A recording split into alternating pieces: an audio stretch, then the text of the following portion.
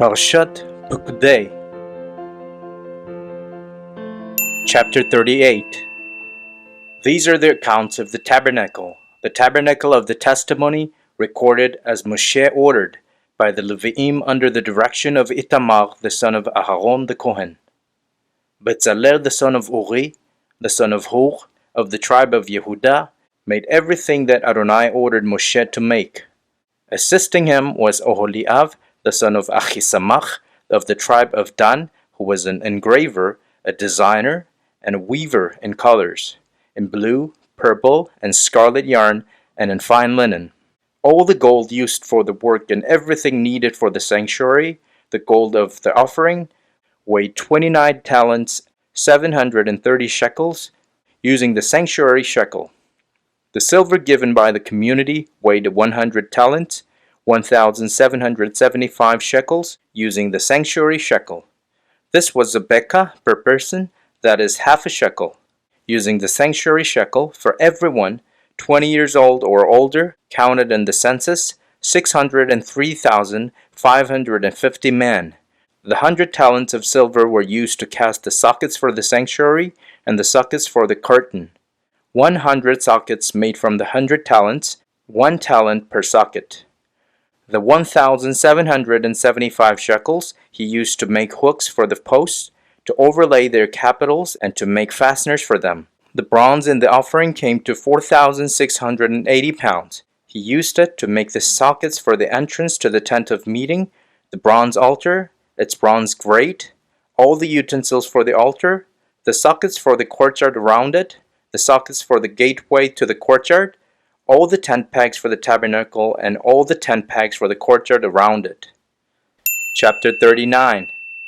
From the blue, purple, and scarlet yarn they made the garments for officiating, for serving in the holy place, and they made the holy garments for Aharon, as Adonai had ordered Moshe. He made the ritual vest of gold, of blue, purple, and scarlet yarn, and of finely woven linen. They hammered the gold into thin plates and cut them into threads in order to work it into the blue, purple, and scarlet yarn and the fine linen crafted by the skilled artisan. They made shoulder pieces for it, joined together. They were joined together at the two ends. The decorated belt on the vest, used to fasten it, was of the same workmanship and materials: gold, blue, purple, and scarlet yarn, and finely twined linen, as Adonai had ordered Moshe. They worked the onyx stones, mounted in gold settings, engraving them with the names of the sons of Israel as they would be engraved on a seal. Then he put them on the shoulder pieces of the vest to be stones calling to mind the sons of Israel, as Adonai had ordered Moshe. He made the breastplate. It was crafted by a skilled artisan and made like the work of the ritual vest, of gold, blue, purple, and scarlet yarn, and finely woven linen. When folded double, the breastplate was square, doubled. It was a handspan by a handspan. They put on it 4 rows of stones. The first row was a carnelian, a topaz, and an emerald. The second row, a green feldspar, a sapphire, and a diamond. The third row, an orange zircon, an agate, and an amethyst. And the fourth row, a beryl, an onyx, and jasper. They were mounted in settings of gold. The stones corresponded to the names of the 12 sons of Israel. They were engraved with their names as a seal would be engraved, each name representing one of the 12 tribes. On the breastplate they made 2 pure gold chains, twisted like cords. Also for the breastplate they made 2 settings of gold and 2 gold rings, and they put the 2 rings at the 2 ends of the breastplate. They put the 2 twisted gold chains and the 2 rings at the ends of the breastplate, and attached the other 2 ends of the twisted chains to the front of the shoulder pieces of the ritual vest.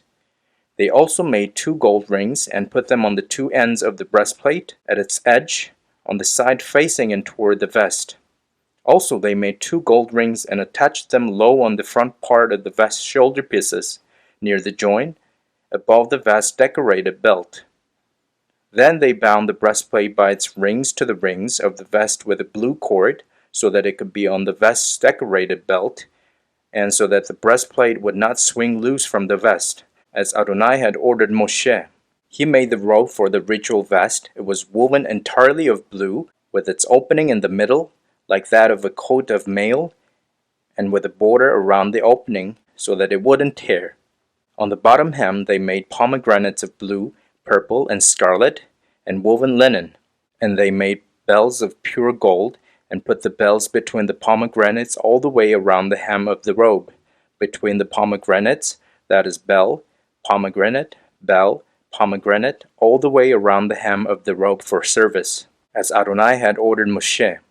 They made the tunics of finely woven linen for Aharon and his sons, the turban of fine linen, the splendid headgear of fine linen, the linen shorts, and the sash of finely woven linen and blue, purple, and scarlet yarn, the work of a weaver in colors, as Adonai had ordered Moshe.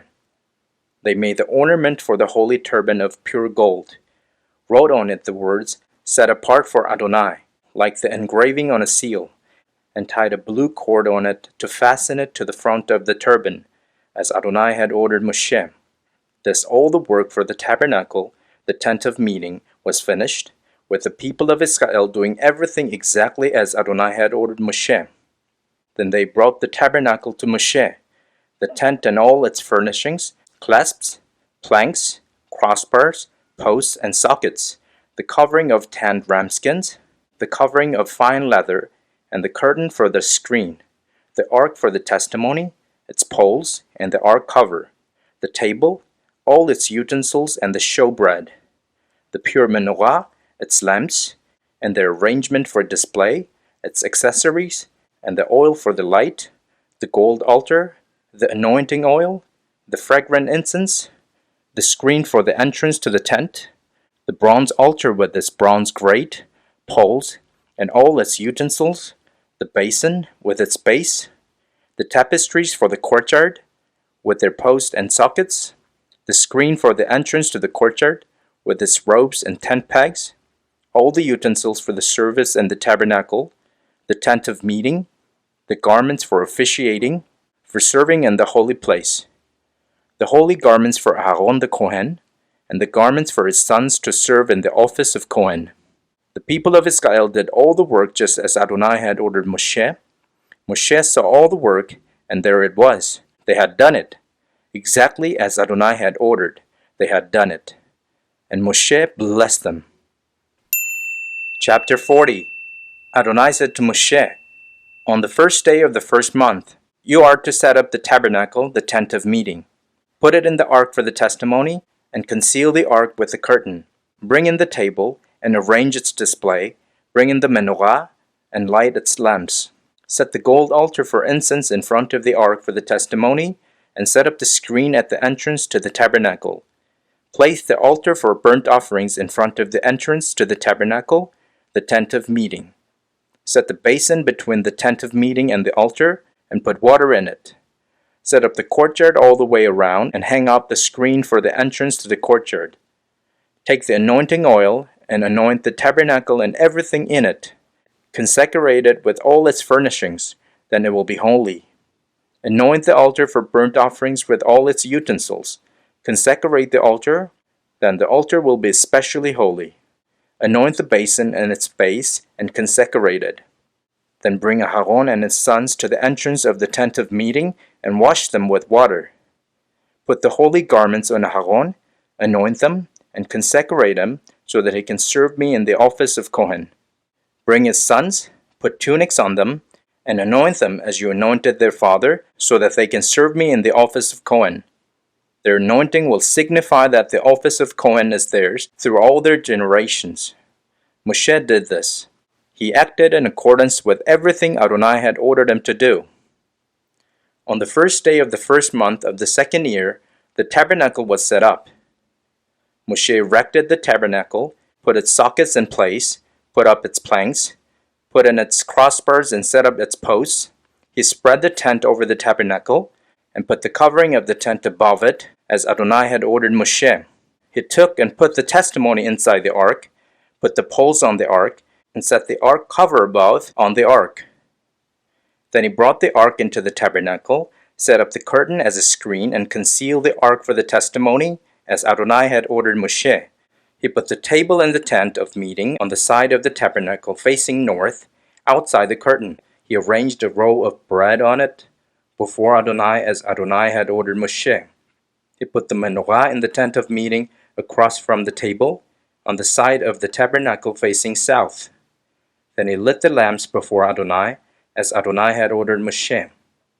He set the gold altar in the tent of meeting in front of the curtain, and burned on it incense made from aromatic spices, as Adonai had ordered Moshe. He set up the screen at the entrance to the tabernacle. The altar for burnt offerings he placed at the entrance to the tabernacle, the tent of meeting, and offered on it the burnt offering and the grain offering, as Adonai had ordered Moshe. He set the basin between the tent of meeting and the altar, and put water in it for washing, so that Moshe and Aaron and his sons could wash their hands and feet there, so that they could wash when entering the tent of meeting and when approaching the altar, as Adonai had ordered Moshe. Finally, he erected the courtyard around the tabernacle and the altar, and set up the screen for the entrance to the courtyard. Then the cloud covered the tent of meeting, and the glory of Adonai filled the tabernacle. Moshe was unable to enter the tent of meeting, because the cloud remained on it, and the glory of Adonai filled the tabernacle. Whenever the cloud was taken up from over the tabernacle, the people of Israel continued with all their travels. But if the cloud was not taken up, then they did not travel onward until the day when it was taken up. For the cloud of Adonai was above the tabernacle during the day, and fire was in the cloud at night, so that all the house of Israel could see it throughout all their travels.